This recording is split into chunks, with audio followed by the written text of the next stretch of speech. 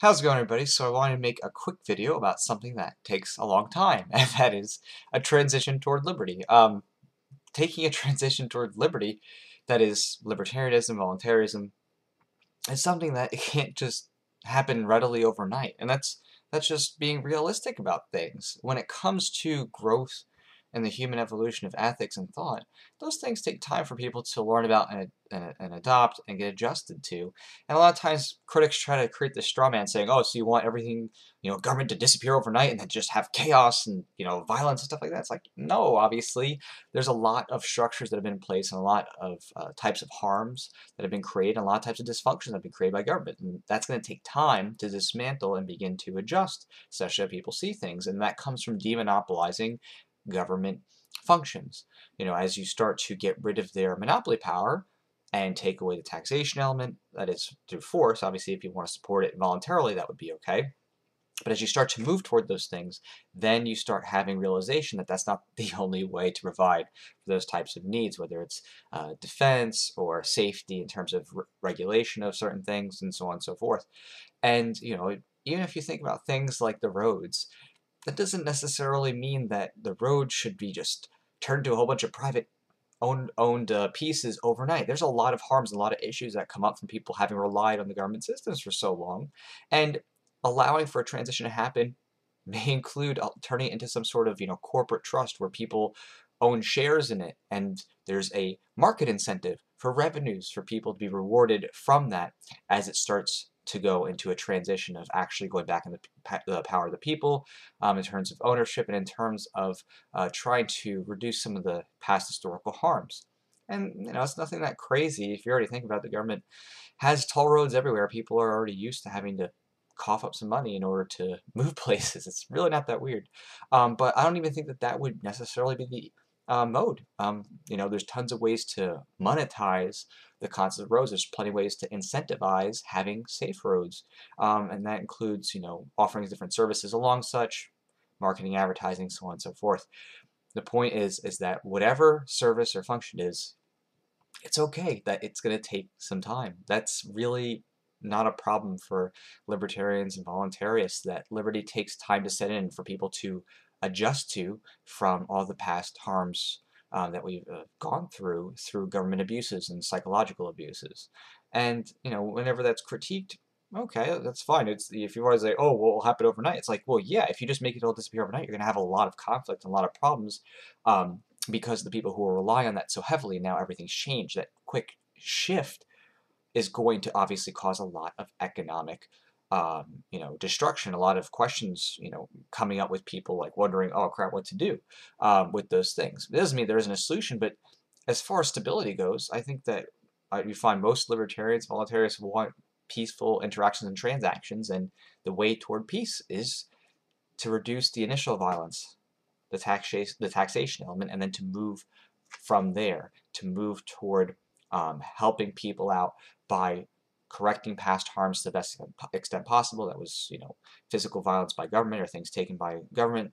Obviously it's going to be very difficult to tie it to every single person, but stepping in that right direction, starting to get rid of the things that are enacting violence across the globe as far as wars are concerned, starting to remove these types of victimless crime laws and allowing people to have choice in whatever it is they want to do with their bodies, as long as they're not physically harming other people.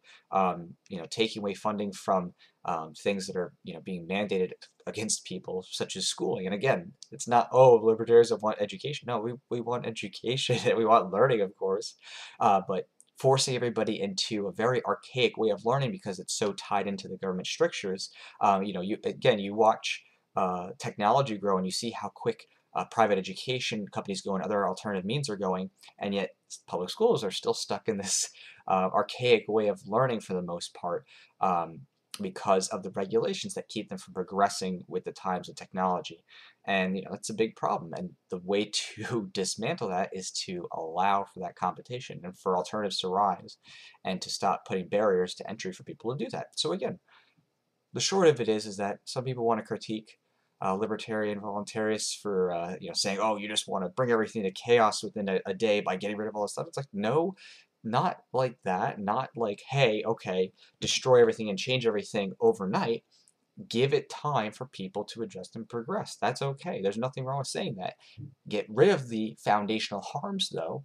You can leave the structures up, allow people to support, the government structures as they are with voluntary contributions, but allow the markets to start to have a chance to compete by getting rid of those regulations that make government the monopoly on all forms of major government services. Even silly things like the post office, right?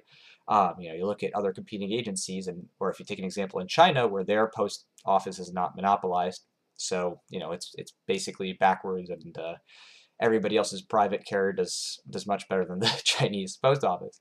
But allow those things to rise and to start to flourish, allow the competition to start to grow, and you'll start to see, okay, you can maintain that stability and give people opportunity to see, oh wow, this is starting to work, and liberty is a great thing for prosperity and for peace.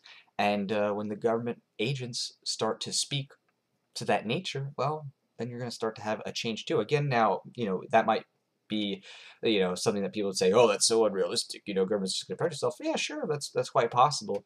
It doesn't mean that you can't support those things to try to get people to that middle ground. Again, I've talked to many people, and they always have these same kind of common concerns that I'm just talking about here. And I say, well, what if there was an opportunity? You still have government services, but you can choose to help, pay for it, or certain services if you want. And if not, then that's fine. And some people might say, oh, well, then what about like the rich, or they're going to control everything? I'm like, have you looked at the tax structures? They already pay most of the taxes. They already own most of the stuff.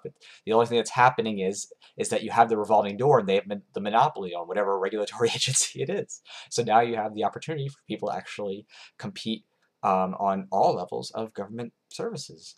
And then you still have the structures that give opportunity for competition to rise. So there's nothing wrong with that, and that's okay. It's okay to be a libertarian, voluntarist, ANCAP or anarchist of sorts, and say, yeah, it's going to take some time, and if it goes stage by first removing the monopoly force at the onset and then working from there, okay, that's fine, and that's all right. There's nothing wrong with that, and saying it's going to take time, and that there are structures that are going to have to fade based on competition being allowed to rise first. You can't just destroy everything the government does or make it all disappear overnight and then expect that everything's going to be okay, because there's so much reliance on that. It's so ingrained into the economy. You have to first give an opportunity for people to um, have that competition arise, as well as restore past harms to the best extent possible. Obviously, it's not going to be perfect when it comes to what the government's done to specific groups of people, especially natives, and some people past that with eminent domain, but to the best extent possible, start to rectify some of those harms, start to demilitarize the world, start to really increase peace. I mean, there's, that could be its own version of, oh, that you're just utopian here, Jamie, but I think that there's something to be said in terms of telling other people that there is that middle ground, in terms of convincing people who might, be hesitant to jump onto this concept of personal individual liberty and growing that and growing peace through voluntary transaction. I think that could be a very happy medium for people to consider. So hope that helps your thought process in terms of, transition, and I'll talk to you later.